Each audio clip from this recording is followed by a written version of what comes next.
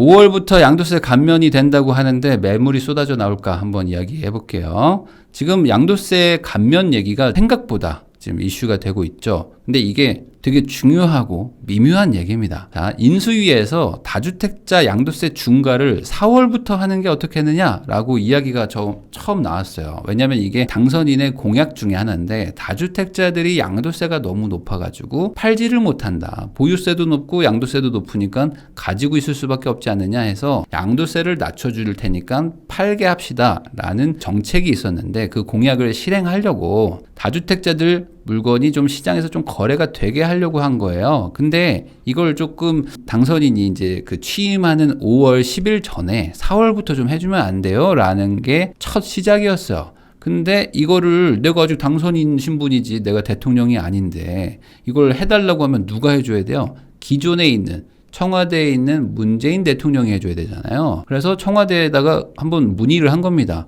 똑똑 어떻게 좀 할 수 있나요? 라고 했더니 청와대에서는 뭐라고 했죠? 반대를 했습니다. 뭐 반대의 이유는 여러 가지가 있지만 뭐 세술은 세부대에 담아라 뭐 이런 것처럼 아니 우리가 그동안 정책상 이렇게 해온 게 있는데 어떻게 내가 그걸 할 수 있느냐. 그래서 여기 당선인이 저 양도세 감면 좀 지금 좀 급하니까 먼저 좀 해줘요라고 했더니 문재인 대통령 그러니까 청와대에서 다음 달에 네가 직접 해라 이렇게 이제 반응을 한 거죠. 뭐 이거 뭐 틀린 얘기는 아니잖아요. 나 지금 나가는데 나 지금 이삿짐 싸고 있는데 왜 나한테 지금 청소를 시켜? 입주 청소 네가 해 라는 거일 수도 있는 거죠. 그러자 이제 당선인 쪽에서는 어떻게 됐냐? 좋다 그러면은 뭐 알겠습니다. 그럼 제가 뭐 5월 10일에 들어가니까 그럼 5월 11일부터 소급 적용하겠습니다. 뭐 법이 시행령이라는 게 뭐 바로 못 바꾸니까 뭐 6월에 바뀔 수도 있겠지만 5월 11일부터 소급해서 양도세 감면하는 걸로 적용할 테니까 뭐 그렇게 아시면 돼요라고 했습니다. 자, 그러면 양도세 감면이 된다는 건데 뭐 얼마나 되는 거냐? 이게 약간 조금 단어를 제가 지금 바꿔서 쓴 거니까 조금 짚고 넘어가면은 정확하게 말하면은 이 감면은 아니에요. 감면은 아니고 중과를 배제하는 겁니다. 배제라는 건 빼주는 거죠. 야, 너는 예외야. 자, 이 길은 고난의 길인데 너는 약간 나와서 쉬어라 이거죠. 이게 배제입니다. 그러니까 벌을 다 때릴 건데 너네만 빼줄게라는 게 중과 배제예요. 근데 그냥 편하게 감면이라고 가겠습니다. 자, 그러면은 이게 중과를 얼마를 했느냐. 양도세는 일반과세율이 6에서 45%입니다. 그래서 1,200만 원의 시세 차익이 나면은 6%를 내면 되고 뭐 10억을 넘게 벌면은 뭐 45% 이상 가져가는데 여기에 2주택자? 야, 너 2주택자야 내가 하지 말라고 그랬잖아 하면서 플러스 20%를 붙여버려요. 그리고 3주택자? 야, 너는 진짜 나쁜 놈이네 하면서 30%를 붙였습니다. 그러니까 1,200만 원을 벌었는데 만약에 3주택자다? 그럼 이게 어떻게 돼? 36%가 되는 거예요. 6% 내는 사람이 36%를 낸다? 그럼 66에 36 세금이 6배가 늘어나는 거 아닙니까?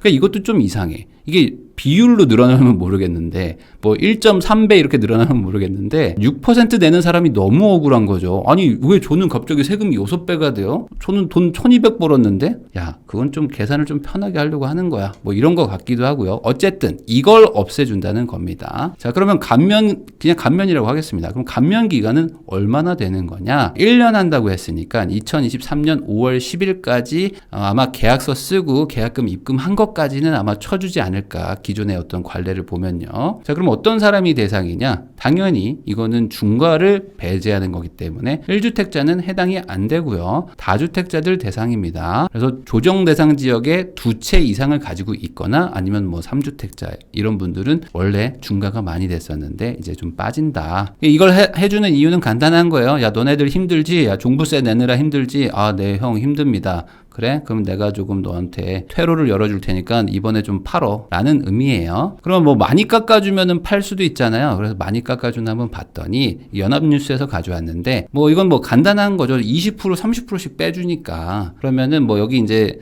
그 어떤 뭐 시뮬레이션을 위한 데이터를 하나 뭐 이제 보시고요. 여기서 이제 2채 중에서 뭐 만약에 A를 판다. 그러니까 내가 10억에 샀는데 19억이 됐다. 그러면 거의 뭐 8억 9억 올랐잖아요. 그럼 그거에 대해서 세금을 중과를 많이 했었는데 확 깎아주는 거죠. 20% 30% 깎아주니까. 그래서 뭐 단순 계산하면 5억 4천 정도 내던 거를 2억 7천 정도 깎아주니까 그러면은 거의 절반 정도 빠지는 거죠. 그리고 B, 조금 싼 걸 팔아도 3억 낼게 1억 6천으로 줄어드니까 거의 절반 정도 깎이는 거 아니냐. 그러면은 팔 수가 있을 것이다 라면서 기대를 하는 거죠.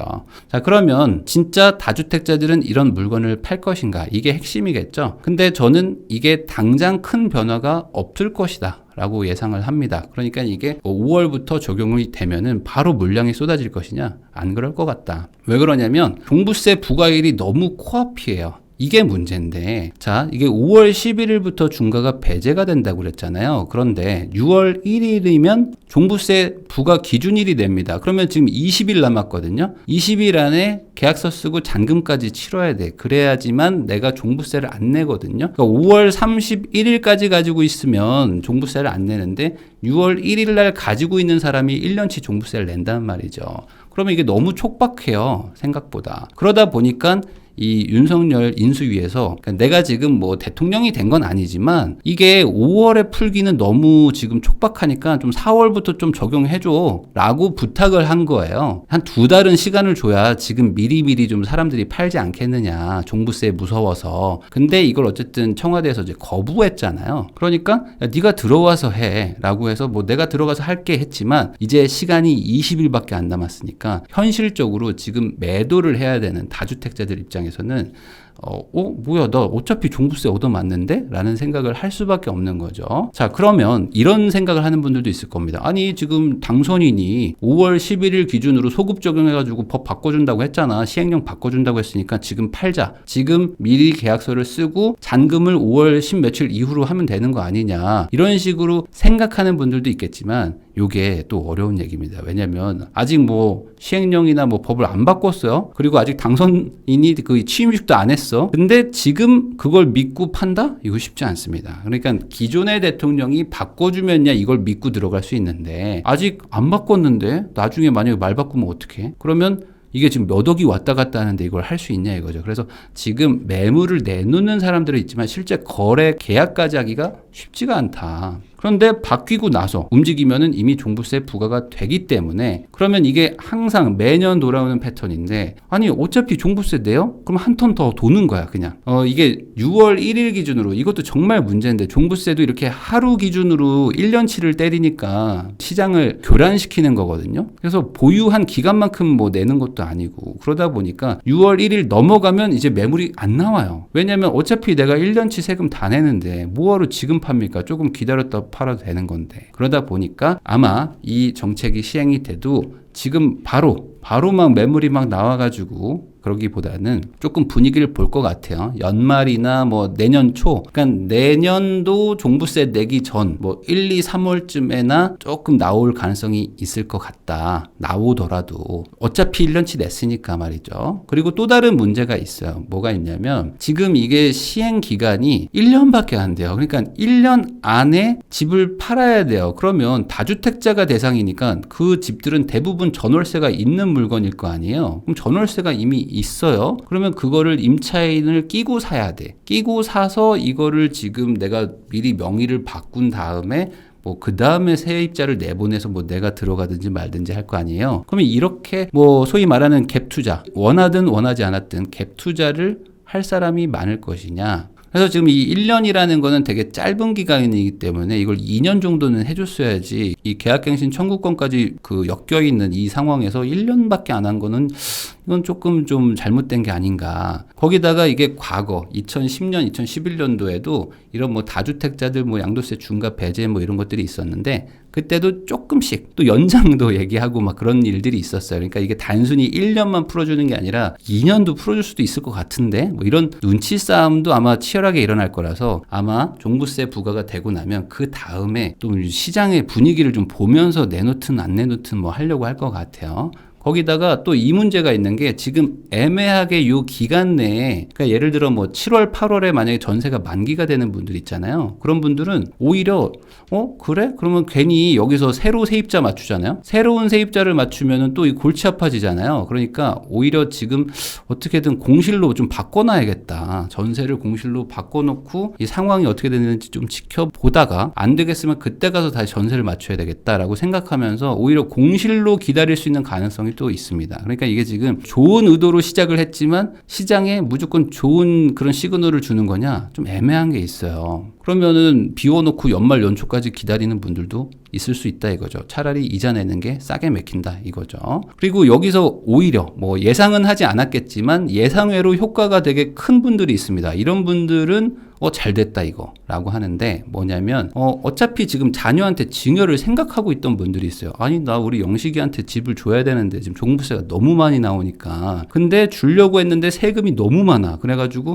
이거 어떡하지 라고 하던 분들, 이런 분들은 지금 되게 괜찮을 수가 있습니다. 왜 그러냐면 이 부담부 증여라는 게 있는데 이 배우자나 자녀한테 부동산을 뭐 주는 거죠. 대부분 부동산을 줍니다. 이걸 증여를 하거나 뭐 양도를 할 때 이 부채를 같이 주는 거예요. 이 부담을 같이 증여하는 거죠. 자, 제가 전세를 7억 끼고 10억짜리 집을 주면은 우리 영식이가 10억을 받는 게 아니고 집의 그 차액, 갭인 3억만 증여를 받는 거고 7억은 전세라는 부채를 끼고 사는 거잖아요. 그러다 보니까 부담부 증여를 하게 되는데 요게 세금이 두 가지 종류가 붙습니다. 그래서 전세금 있죠. 이 전세는 부채잖아요. 그러니까 부채를 어찌 보면 뭐 영식이라고 할게요. 영식이한테 떠넘겼죠. 그러면 영식이는 빚을 진 거잖아요. 그러면 준 그 부모는 양도 차익을 번 거다. 그래서 여기는 양도세를 부과를 합니다. 이 부분에 한해서는 비율로. 그리고 3억의 갭. 그 갭은 10억짜리인데 대출 7억 빼면은 3억이 남는 거니까 전세 7억 빼고 3억은 순수하게 이건 현금 준 거잖아요. 요거는 증여세를 내게 하거든요. 그런데 이 양도세가 확 내려가는 거죠. 그러면 부담부 증여로 가는 분들은 해볼만 한 거예요. 그러면 이 세상에는 뭐 다양한 사람들이 있으니까 이 똘똘한 두 채를 가지고 있는 사람들이 있어요. 이게 10억? 이것도 10억이야. 둘 다 10억인데 이것 때문에 지금 뭐 종부세랑 뭐 양도세가 어마어마하게 나오겠다. 근데 이거 증여하려니까 뭐 세금도 엄청 많아 라고 하는 분들 있잖아요. 그런 분들은 야 이거 하나 증여해야 되는데 라고 할 때 야 이거 타이밍 완전 괜찮은데 라고 하면서 증여를 할 수도 있죠.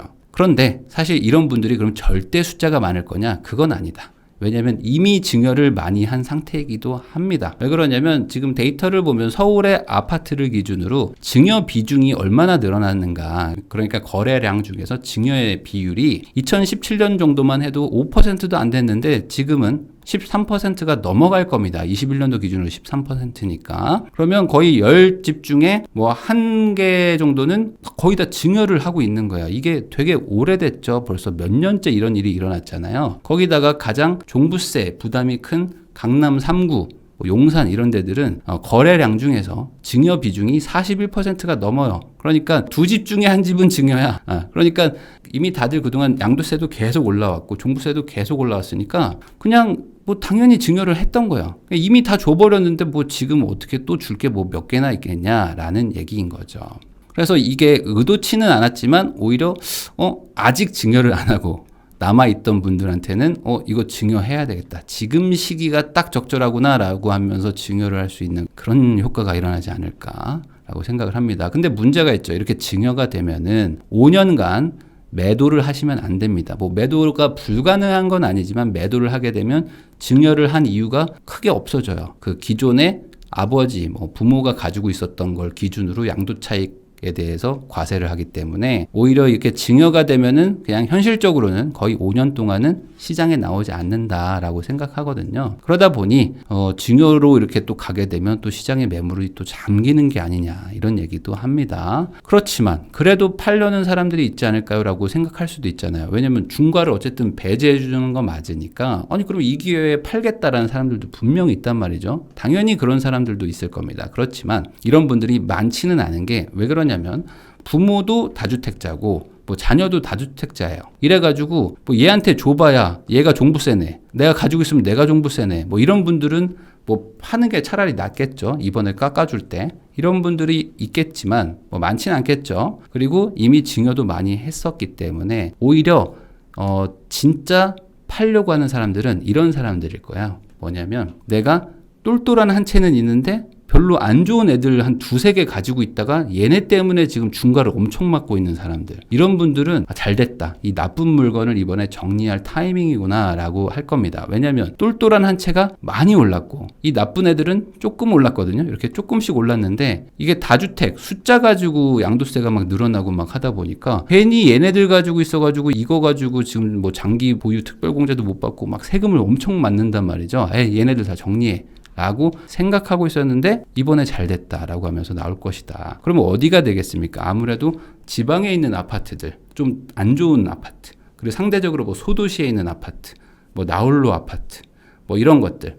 그러니까 뭔가 이 시장에서 선호하지 않는 것들을 내놓으려고 할 것이고, 비아파트들도 있겠죠. 그래서 뭐 오피스텔을 정리한다든지 아니면 뭐 도시형 생활주택, 완전 애물단지잖아요 지금. 도시형 생활주택 가지고 있다가 뭐 종부세 나와야 하는 분들 많으니까 이런 것들 정리하려고 할 거고, 빌라 같은 것들 팔지 않을까. 그러니까 한마디로 상대적으로 좀 저가의 물건들이 나올 확률이 높고요. 그러면 이런 물건들을 이제 무주택자 분들이 사주면 되는 건데 이 살 거냐 이거죠. 왜냐면 이 무주택자 분들은 거꾸로 이 좋은 물건, 좋은 아파트를 지금 사고 싶어서 기다리고 계시는데 나오는 애들은 막 안 좋은 거야. 상대적으로. 그러면은 우리는 여기 안 갑니다 라고 하면은 거래는 또 안 되는 상황일 수도 있다. 그러면 제가 여기까지 얘기하면은 뭐 이 의미 없는 정책인 거냐 이게 도대체, 이렇게 얘기하실 수도 있지만 그래도 지금보다는 어쨌든 매물이 좀 더 나오는 거는 맞죠. 그래서 지금까지 종부세가 부담돼서 팔고는 싶은데 양도세 때문에 안 팔아야겠다라는 분들 중에 몇 명은 그래도